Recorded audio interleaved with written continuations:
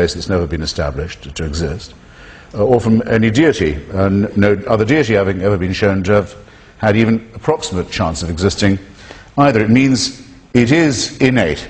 We wouldn't have survived this long as primates if we didn't have a sense of solidarity and obligation to one another. Why make so complex something that Occam's razor can clarify for you? Well, the answer to that is, in the religious mind, well, how would you know without divine permission?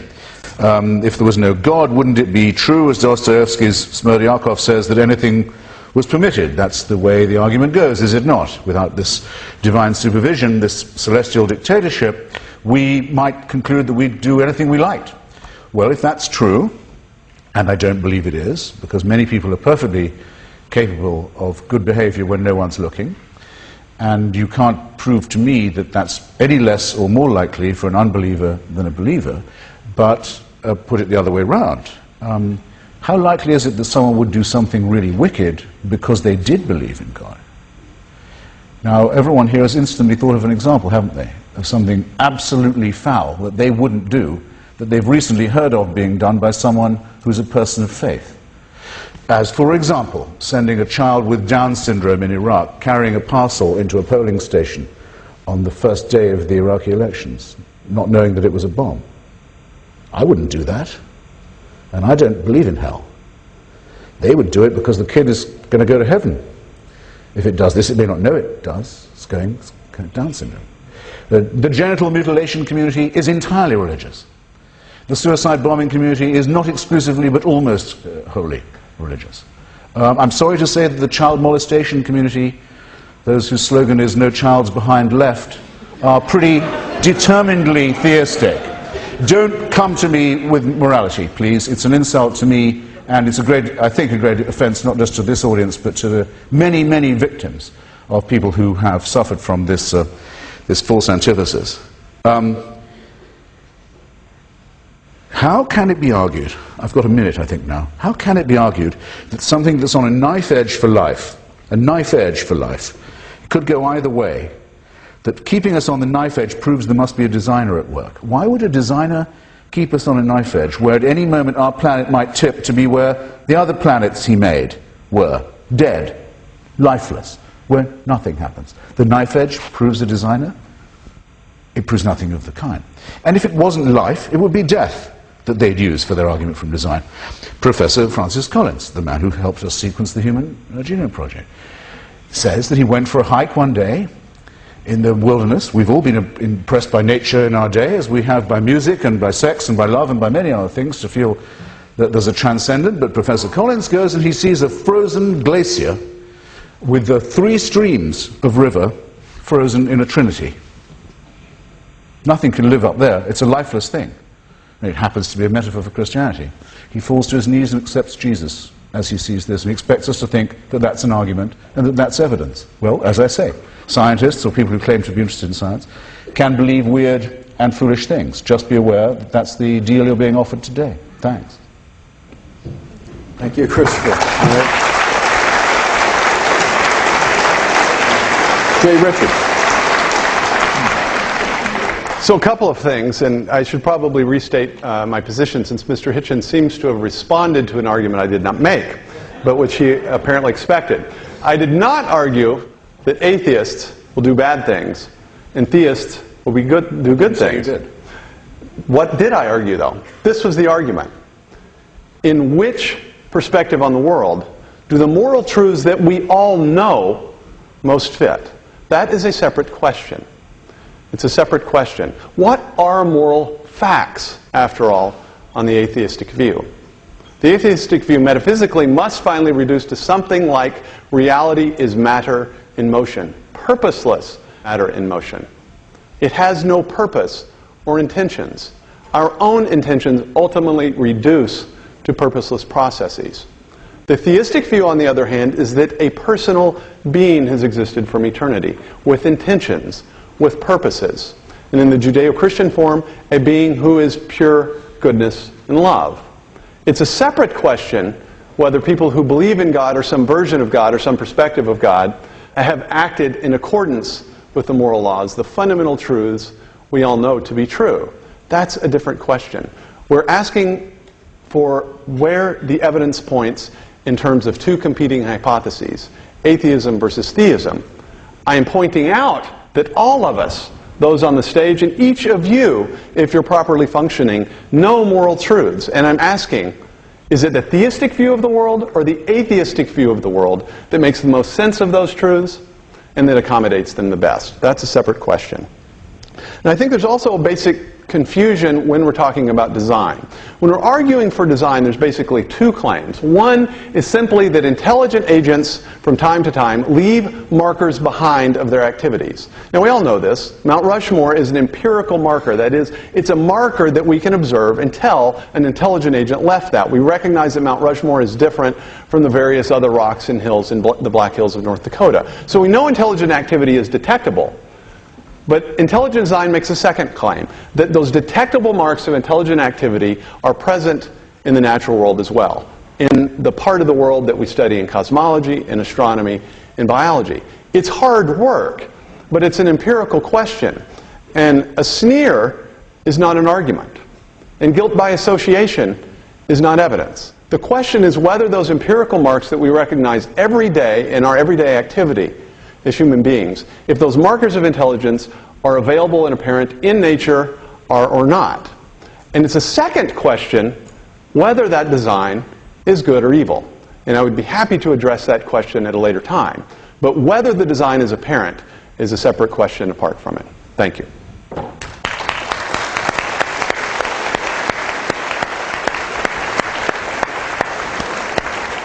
Now, I understand we have some questions on... No, we're going to go from these questions. We have a list of questions, and I also have questions that have been suggested to us by your comments and very, very brilliant points you both made. I'd like to start with you, Chris, which is a question which is, you pointed out that Einstein said that there are certain laws, physical laws, that never change. That's the glory of them, is that they never change. Who created those laws, or where did those laws come from? Why do those laws exist? How did the laws of thermodynamics and gravity and motion and so forth come about? Well, the answer to that, as you know as well as I do, is that nobody knows. But suppose that we were to ask the question, which we're bound to, because we are mammals with a pattern-seeking imperative that impels us to ask this. Suppose we were to say, well, someone must have, then the next question would be, well, where does that someone come from? So all you get from this is an infinite regression, which is highly and deeply unsatisfactory. The reason why Einstein's observation that the laws of nature remain so tense, so taut, so perfect, so symmetrical, so in place, so uninterrupted, that it is this undergirding matter that is so miraculous, is that it completely negates the theistic, not the deistic, but the theistic position. In that case, those laws are not suspended because Mother Teresa has interceded for some Bengali peasant, or because someone's prayed to a virgin, or because Muhammad once said that he's flown on a horse on a night journey to Jerusalem. These things cannot occur, and those who think that they do are fooling themselves and attempting to fool others. So it's a question of whether you think it applies to the deistic or the theistic interpretation. What do you say? I'm sorry. Yeah, I'd love to address that question. It's a good one. First, Mr. Hitchens made 2 points, actually. First, to the question, where did what we call the fine-tuning of both the initial conditions and the forces and constants of nature come from? I described this. You can think of the forces you're familiar with, like electromagnetism and gravity. There's other forces like the strong and weak nuclear force. We call those the nuclear force in Texas, but I'm bilingual now. This is a discovery, again, of the physics community. This was not a cabal of creationists in Kentucky that came up with this question. It's called the fine-tuning problem. And I think it's a legitimate question precisely because we know the universe had a beginning. Now, it's simply nonsense to say that saying that it's the result of design is an infinite regress, because the point is this. We have competing hypotheses. Is the material universe the fundamental reality, or is there a personal cause to the material universe? The claim is not that everything has a beginning in its existence. Every worldview has a fundamental resting point in explanation. Every worldview needs and wants some necessarily or eternally existing reality. Now, the materialist of the 19th century could simply say it was the material universe. That's now off the table. The material universe is a crummy candidate for ultimate explanation precisely because it has a beginning. God, or a designer, is not, in the same way, a crummy explanation, because we would posit that God is the necessarily existing thing, whereas we know empirically that the natural world is not. So the infinite regression argument fails.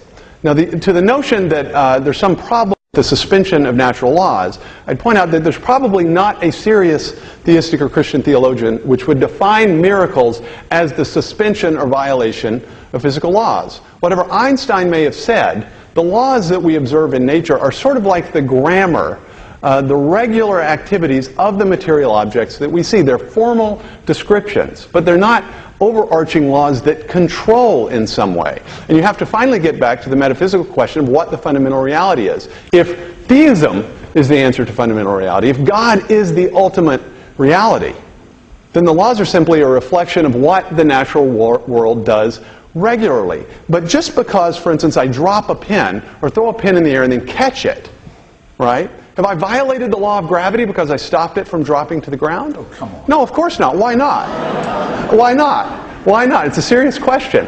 Why? Because the laws of physics that we talk about are generalizations. They're sort of, if everything stays the same. They don't violate agent causation in the human case, and they certainly would not violate the freedom of the God who called the universe into existence to act freely in his universe. The image of God is a blind watchmaker that set things up and should most appropriately have left it to wind down on its own, is a deistic metaphor.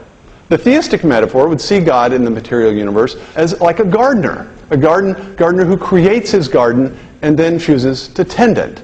Now, it's of course a separate question of whether we can detect this or whether God normally acts in the material world in some way that it's undetectable. But there's nothing incoherent or contradictory or unscientific about the basic theistic view, once you understand what it means to speak of a physical law. I have a sense that Christopher has a response. I think Well, if I may, it would take the form of a question, because, and I'll tell you why, because I know it's Ben and Michael's province to ask questions, and you can say that it's not mine if you wish, but You can.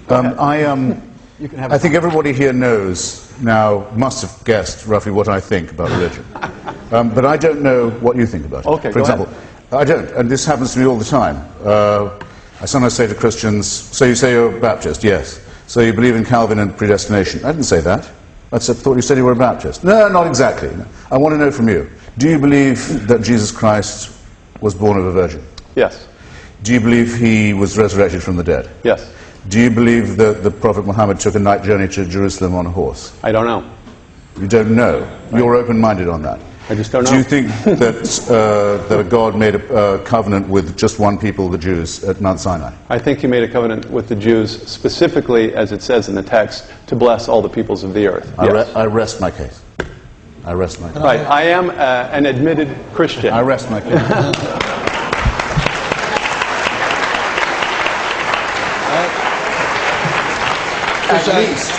At least, ladies and gentlemen, this is much more honest than I generally get. Most people say, you ask a Catholic, do they believe in the virgin birth? They say, first they show they don't know the difference between the virgin birth and the Immaculate Conception. Second, they say you don't really have to. And so he's an honest guy who's just made it very plain to you. Science has nothing to do with his beliefs. Whatever. Okay, can I?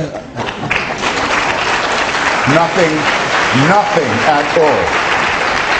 That's to his credit. He hasn't done that at all, but if you understand, that's okay. Chris, why are some... Christopher, please, I promised my mother. Okay. Also, it's my name. If it's so incredibly clear to you that the religion is a hoax and a fraud, why are so many people in America deeply religious? Are they just stupider than you?